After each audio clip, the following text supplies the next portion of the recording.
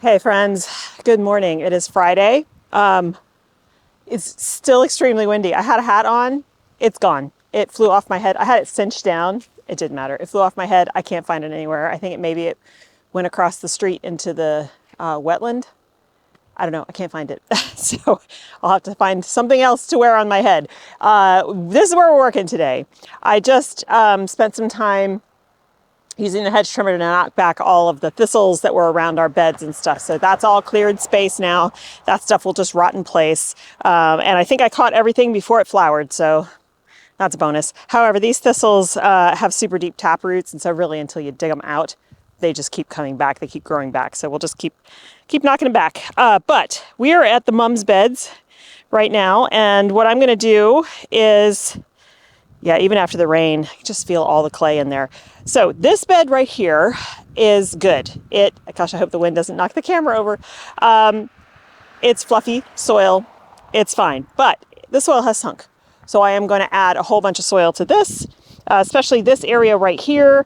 I don't want to do too much around the mums because I don't want to bury them, and they're looking good. But this section here, from the beginning to right here, where this variety of mums starts, is empty.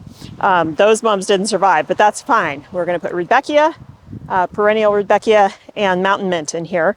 And then over here is the very hard, compact soil. So I am going to dig this out. There are some mums that are still trying to live in that compact soil. We'll dig those up and we'll replant them, but we're going to fill this section with bagged compost, a mix of the pay dirt, which is, helps break up compact soils, as well as gypsum, and just really good potting mix plus compost. So that will all get filled and we will plant.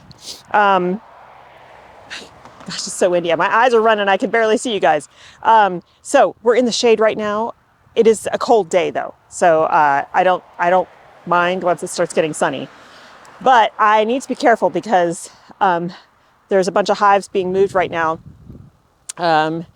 And they were so heavy. The bees are producing so much honey right now, this early in the season, that we're moving hives that have 2 or 3 honey supers on them. They're so heavy, 2 people can't pick them up.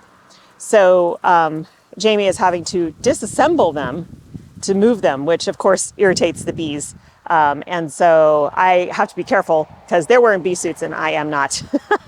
I will be getting to my bees later this afternoon. I gotta get this stuff done first. I would like to get it done while I am in the shade. So I'm gonna go grab a shovel, as long as I can do that without potentially getting stung by angry bees, and get started on chunking out this bed. And then once the bees settle down a little bit, and they will, once he puts the hives back together, they'll be angry for a little while, but then they'll start to settle down. Then I can get all those bags of soil and bring them out here and start filling these so that we can then transplant this afternoon. So that's the plan. Let me go grab a shovel. I can't wait to start chunking this out. First though, before the shovel, I need to pull up all this irrigation. It does need to be running right now anyway. We got just over a third of an inch of rain. So everything is very wet, and they don't need irrigation right now. And it looks like we might have 1 day of rain next week as well, on Wednesday. That's kind of far out, and it's only a 30% chance, but it would be lovely if we did get some rain, because then I can turn off the irrigation for a little while. Not only does that save money, but it will allow the soil to drain, and they'll get rainwater, which is always better than irrigation water. Okay, let me pull up all this irrigation, then I'll get the shovel and start chunking this section out and salvaging as many mums as I can, the ones that still look alive. I also need to try to find a hat because my hair is going to drive me crazy.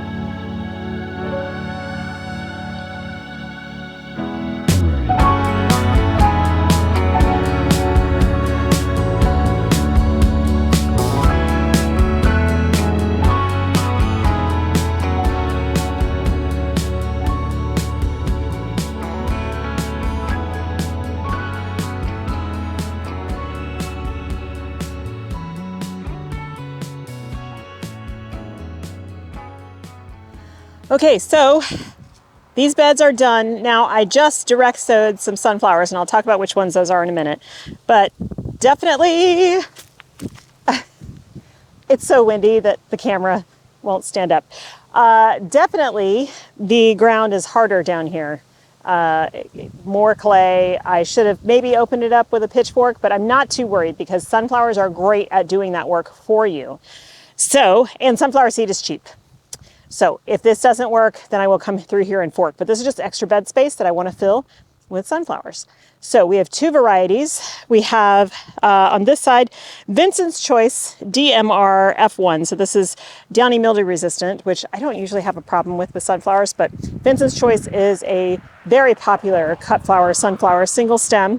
I have never grown it before, but I saw it last year at the cicada trials and it was beautiful. So giving it a shot. And then behind me, let go for a second here. There we go. I'm having to hold the tripod.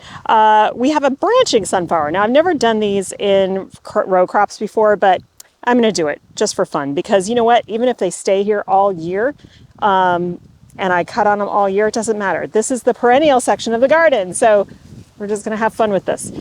This one is it's from Johnny's. It's called Strawberry Blonde. And it's an F1 hybrid. I've never grown this before. Looks beautiful. And it's branching sunflower. So generally those heads tend to be smaller than the single stems, but you get a lot of them. So yeah, I thought that would be really fun. So I did not use all of those seeds. I mean, there's 50 seeds in this packet. I think I used half of them. But that's fine because it'll be a lot of stems. Okay, what we're gonna do now is I gotta go home and have something for lunch. Then we're coming back to take care of the bees. And then we're going to transplant the Rudbeckia and the mountain mint into these beds that are now ready to go. They have new soil in them. I've run new irrigation. Everything's tacked down. It all looks good. So that's what we're going to do. Oh, and the lovely folks who own this property, he's out here today with his robotic mower trying to cut all these really tall grasses. So this hill is very steep, goes all the way up, and his whole property is like this. There's very little flat space, so you can't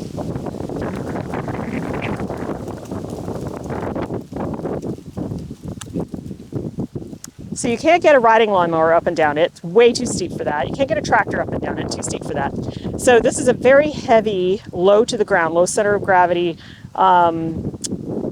robotic mower. It's huge, and it does an amazing job. So he is out here today doing that. None of us mind the grasses, but what we don't want spreading is the thistles because they are actually an invasive species. So we don't want the thistles and we don't want the poison hemlock, which is also everywhere.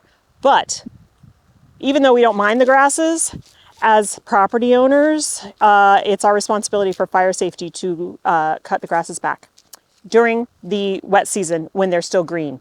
You don't want people cutting the grasses back when they are dry and brown because every year fires are started that way, just from the dry tinder of the grasses and then some kind of spark coming from either a string trimmer or a mower, and then you have a hillside fire that spreads really, really quickly. So there are abatement things that we all have to take care of in fire country, and that is what he's working on today. So we're glad that we got this late. Well, it's not really late in the season rain. Normally our rainy season ends around the end of April, but this year with it's been so weird. Anyway, this bit of rain that we just had is really good for keeping things wet so that we can come in and cut them still on time before they start to brown and die and then become too unsafe to cut. All right, let me go get some food and then we'll come back out here. I'm looking forward to going in the beehives for the first time. I am a little bit anxious. I was telling him earlier that I'm a little anxious about getting stung for the first time this year. There's some interesting research that says that beekeepers who are stung 5 to 10 times a year are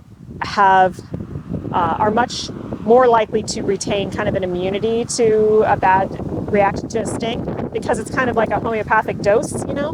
But if you go for a year or more without being stung, the chances are higher that you might have developed an allergy all of a sudden. So I'm always a little anxious. I don't plan to get stung, but it happens. So I kind of hope it's not today. but you know, we'll see.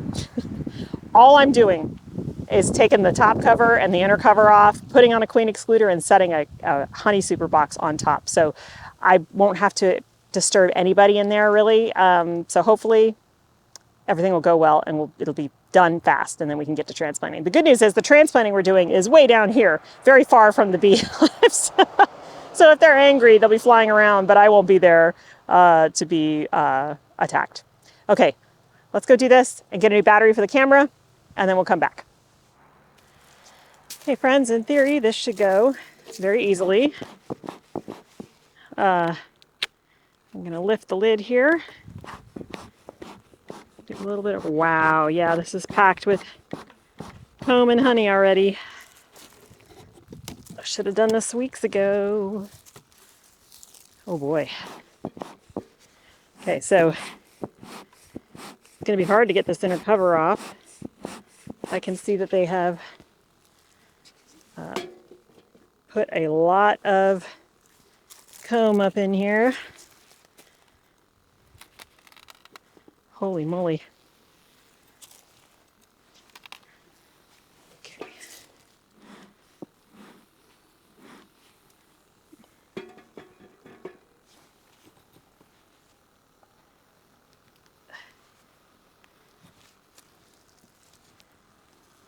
Wow. Okay. Okay, that is a whole lot of honey, a lot of comb.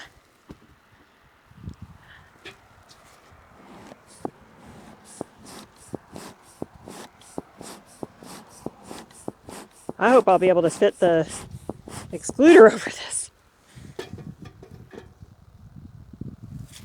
Okay. Now again, this is a queen excluder. It's got, it's going to squash some things, but it's going to be all right. It's got holes on it that are too small for the queen to fit through. I think what we'll do here is that kind of knocks them off. I've got to try to get some of this comb off. There's no way I'm going to be able to scrape all this off without upsetting a whole bunch of bees. Look at all that honey. Okay.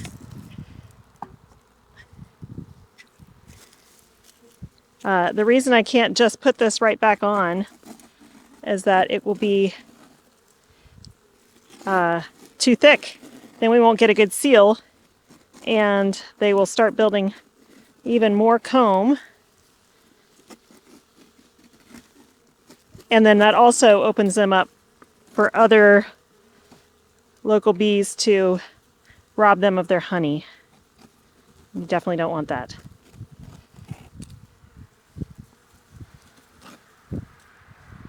Sorry, ladies. Okay, so they're in the comb here. They will clean each other off.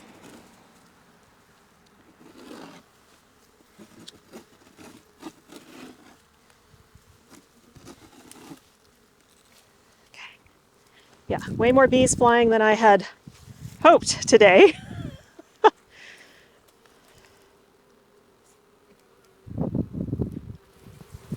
Okay, I shook that so that they will, I'm going to use a little bit of smoke. The thing is, as long as you don't trap any of them, like pinch them between the boxes and stuff, then nobody releases a pheromone and everybody stays pretty chill. Okay. All right, we're going to put that cover back on, and now we got to move. Oops, whoops, that was stupid. The whole point of the queen excluder is to put a new box on, which I have right here. This box has honey frames in it, which is exactly what they want.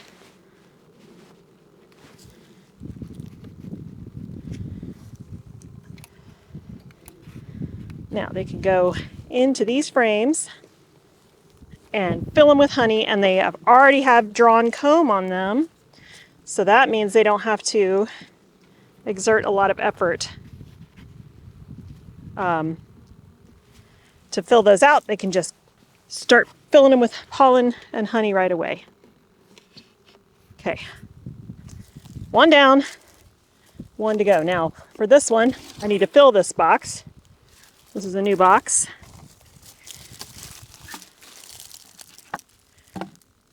Put these frames in. I have some here, but not enough, so then I have to go into this old 8-frame hive to steal a couple frames. Now the old 8-frame hive does not have anybody in it, but I'm pretty sure they've been robbing, which is totally normal. Okay, so all I have to do is go into the top here and take these out. Oh, I don't have the right tool. There we go. Okay. Now this box won't have as many frames full of comb, drawn comb, but most of them will be.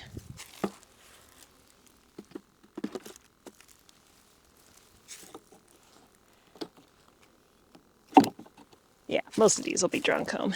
So the ones that are already drawn, meaning they already have the wax comb drawn for them, I have put those in the middle, and the ones that need to be drawn are on the outside, because they always like to build from the outside in. Now this I need to scrape off so that it will not get in the way of the box below it. Okay.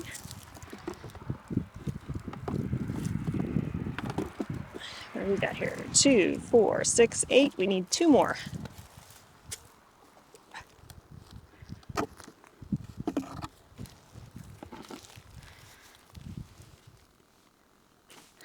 I can hear them in there, inside the hive.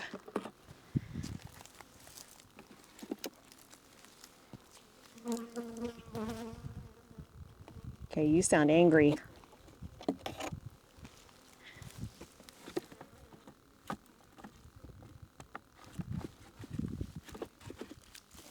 All right. I'll put this lid back on. Like I said, this hive is empty. I'm just borrowing frames. Okay.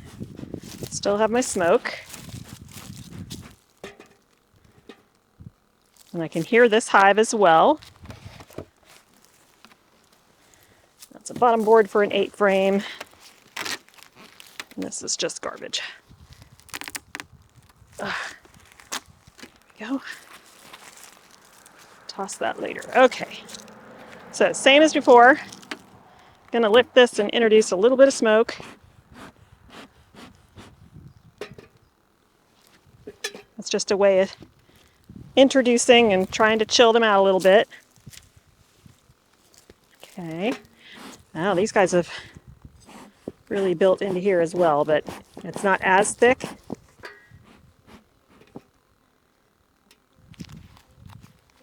I know, you sound angry. I'm sorry. Ultimately, this is going to be for your own good. Okay. Yeah, this one's better.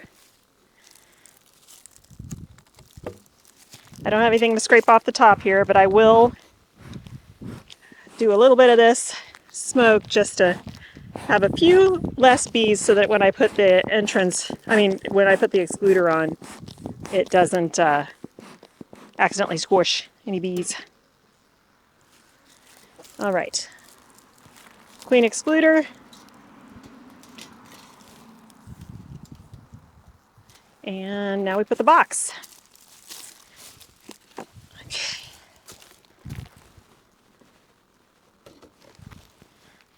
Okay, now the important thing that I need to do here is make sure that these fit snugly in here and they are right next to each other, so we have the appropriate bee space.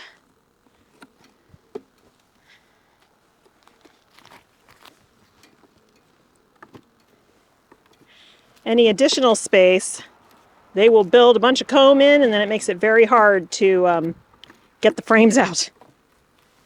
All right, that looks good. I put the inner cover back on. I'm just going to tap these guys in. There we go.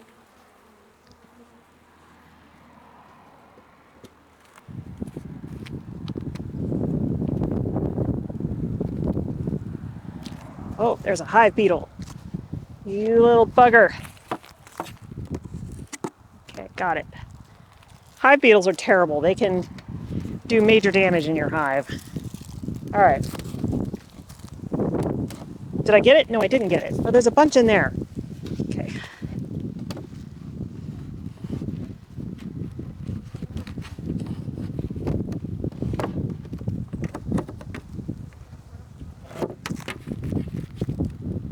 Come out, you little bugger. There, got it. Okay. Got it. All right. That's it. We are done. Now, all of this honeycomb that's on the ground over here, they will come and eat it. And in fact, I'm going to leave this tool right here because it's got a bunch of honey on it. They will come and take that and clean it all up. All right, we're back at these mums beds. I have all of our rudbeckia and our mountain mint, and we're going to go ahead and get this planted. And it's kind of nice because there was some deer hanging out over here. I scared them, unfortunately. Hopefully she was okay trying to cross the street. And then we have a whole bunch of crows having fun flying overhead. They're chatting to each other. So that's a nice way to spend the afternoon. All right. I'm feeling great about the way the bees went. That was very low stress. Okay, so let's get these guys planted and then I'm going to be done for the day. It's actually getting late, believe it or not. And it's nice that the sun is up longer these days, but I still have a lot to do when I get home. So let's get this project wrapped up.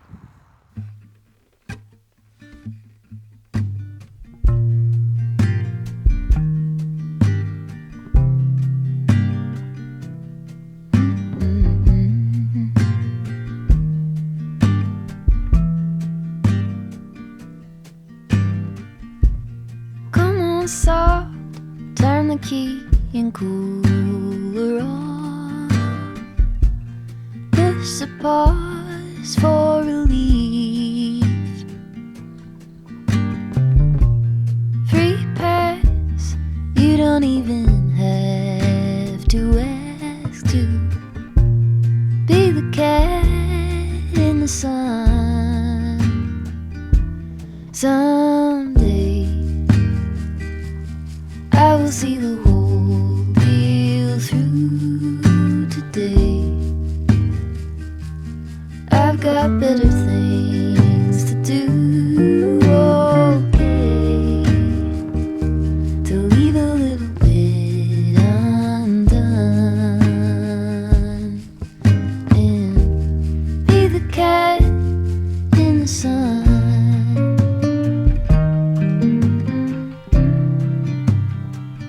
Be the cat in the sun.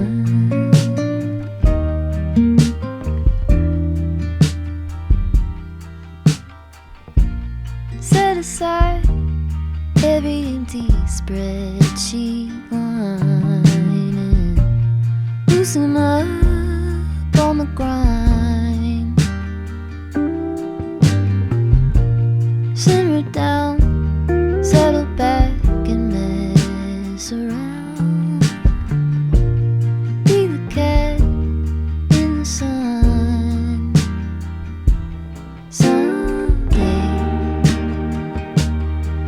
See the whole deal through today. I've got better things to do, okay, to leave a little bit undone. Be the cat in the sun.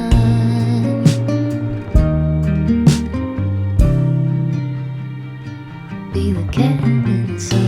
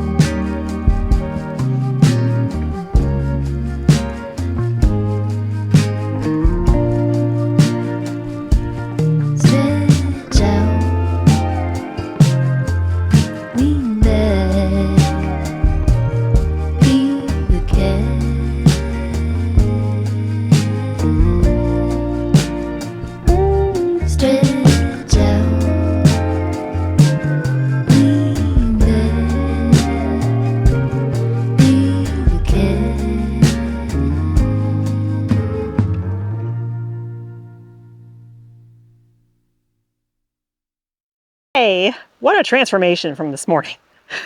Rock hard soil in exchange, mucked out in exchange for soft, fertile soil, and now new irrigation on the whole bed. We've got sunflowers planted at the back, we've got mums in the middle, and up here we have, in this bed, we've got mountain mint up front. This is an amazing foliage plant. It's a perennial. Then we've got we have 5 echinacea, also perennials, and then some more rudbeckia, and then the rest of this is all rudbeckia. I can't remember the varieties, and it doesn't even matter. I mean, I'm just going to be cutting on them anyway. So I'm almost positive it was mostly Sahara. So, you know, I can't remember. I can look back in what I sowed in my map. But yeah, I'm thrilled to have this done. So this part of the farm is truly perennial. We still have space for 2 more beds if we want them, but like I said yesterday, this part, just this little square here, probably 25 square feet, 5 by 5, that's going to be all corn. And it's pretty soft. I mean, it got rained on, but it was also under the silage tarp. All I'm going to do is add like a layer of compost on top. It could just kind of mix it in. And then we're going to make furrows and plant our corn seed all very close. No, there is no gopher protection. No, there is no there is no rodent protection. So we will see how this goes. Like I said, corn seed is cheap. I'm just gonna go for it.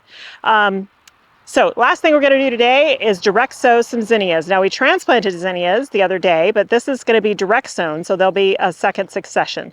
So let's go take care of that, and then we're done for the day. Okay, so here we are. We've got transplanted zinnias here. They're for the most part looking good. There's a couple that just fried. And then we're gonna direct sow 4 varieties here. We've got Benary's Giant White. And some of the reason I'm planting some of these is that they're very old seed and I wanna make sure I use them up. So Benary's Giant White, Cinderella Peach, Oklahoma Salmon, and a new one from Johnny's, Linen. Now, what I'm going to do is make furrows, and I'm actually going to sow them pretty tight. I can always come back and thin later if I want to, but I have a lot of zinnia seed to use up, and I'm going to do multiple successions, so I'm just going to sow close together so that I get pretty good germination and we get some good plants. They don't usually even mind being crowded. You can grow them 3 to 4 inches apart. They'll still get huge plants and tall and with lots of flowers. They're crazy.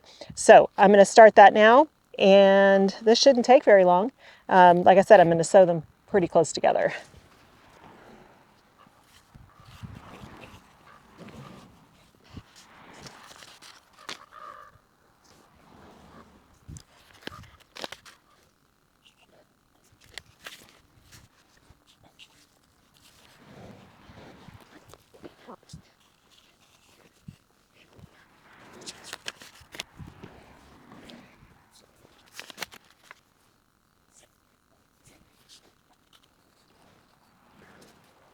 Okay, I know I said that was the last thing, but I was wrong because this box came. So this is from Garden Crossings. I still have another box of Proven Winners stuff coming from actually Proven Winners. That should be, I think they said Monday, but this was supposed to come later too, and it's already here, which is super exciting. So let's unbox. Move this over so I don't want to damage my basil plants are doing so well. Okay.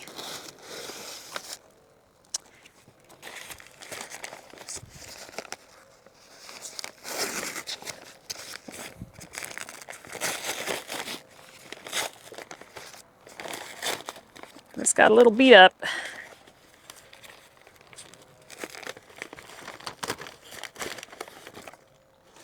Okay, this is Baptisia. Golden Anniversary. Now, it's okay that there's a few broken stems and stuff. These guys will recover just fine. They are perennials. They will bounce back.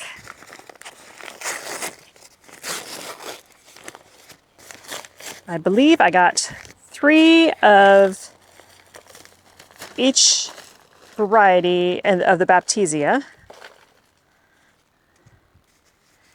golden anniversary. So I know I got 2 varieties from Garden Crossings, and I think I got a different variety from, oh geez. So it doesn't matter how nicely they pack them. FedEx and UPS toss boxes around, so you just kind of get what you get. This guy came almost completely out of its pot. Jeez Louise. Yeah, this completely came out of its pot inside the... Again, not Garden Crossings problem. Just been tossed around in the mail. Okay, this one, this Baptisia, yeah, the whole bottom of the pot is empty. This Baptisia is vanilla cream. So I'm pretty sure I got a lemon, a vanilla, and a blue variety from Proven Winners Direct. This one looks in a little bit better shape.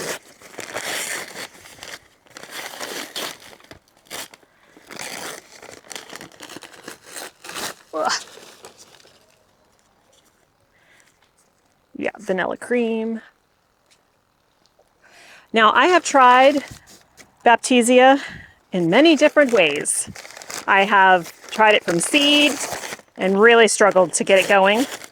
I have tried it, oh, none of these came through the mail very well. I think this box was turned upside down multiple times. Okay, this is Supertunia Mini Vista Pink Cloud. So this is the Supertunia I'm going with this year. I'm gonna give all of these some water.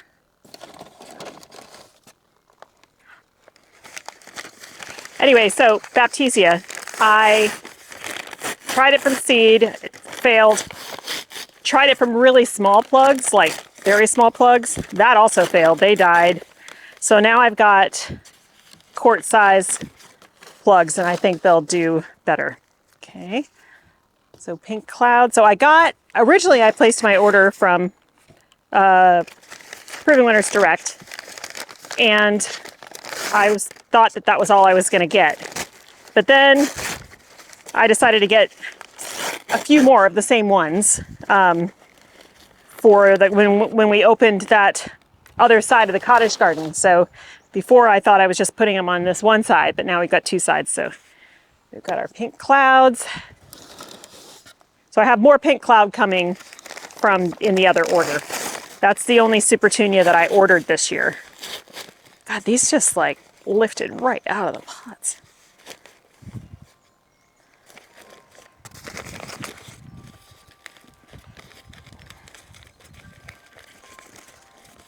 I really wish that shipping companies like FedEx and UPS would just read the boxes. All the boxes say this end up fragile. They just get tossed around.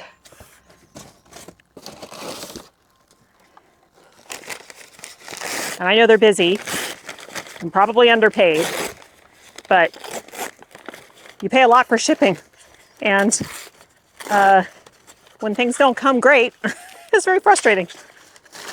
Okay, more pink cloud. Now these are a mini Vista, so they don't get, like bubblegum gets like twice this size. These guys they're short, 6 to 12 inches, and they spread 18 inches to 24 inches. So that's one of the reasons I went with them. Like I love bubblegum, but I felt like that was going to be a little too big for my garden.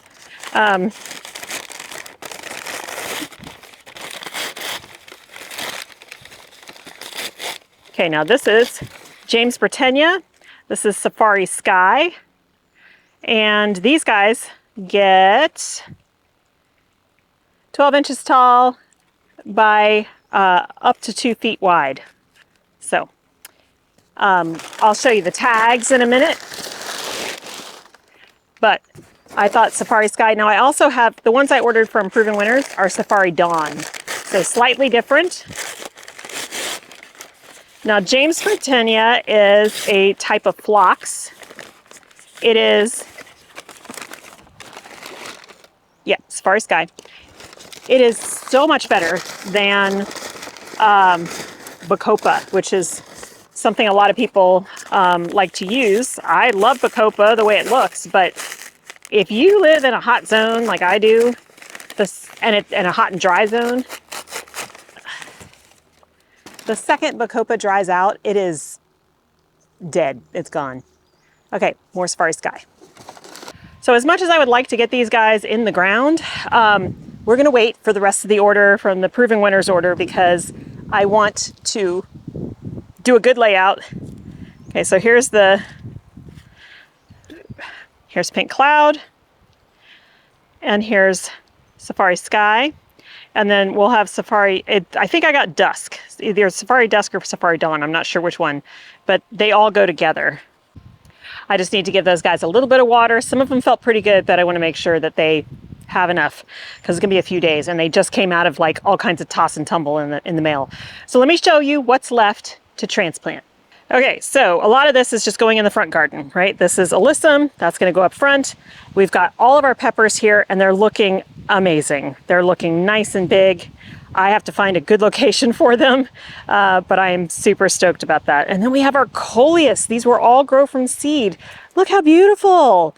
Now, the crazy thing is I don't really have space for them right now because these are more for summer containers. And right now we still have, you know, muscari and stuff like that. So yeah, I'm not ready for them, which means I may have to bump them up so that they don't get too big for their britches. Because some of these are quite large now, like that. So pretty though. God, I love coleus. We have a few more mountain mint. These are going to go here at home. And then over here we've got a few more alyssum, some linaria that are getting out of control that I'll just pop in, a little bit of yarrow. And then these are all of our squashes that are going to the farm. Now some of these, they don't look, those are cucumbers. Some of them I may end up just sowing from seed out there because they're a little either too leggy or whatever, but that's fine. They look good. We'll be putting those out there in just a couple days. And then finally, marigolds, and those are all for here at the house. And we have a few of the Maverick geraniums. Slow to grow, but we'll be using those as well. Okay, so that is truly it for the day. Sitting here with the succulents, I took them all out the other day, and of course, then we got rain, but they're gonna be fine. They hadn't been watered in a very long time.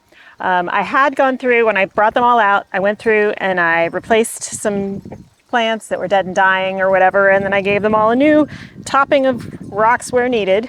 But they're looking lovely, and some of them are starting to flower, which is always a good thing, because that means we're gonna have lots of fun hummingbirds coming in. There's flowers over here too.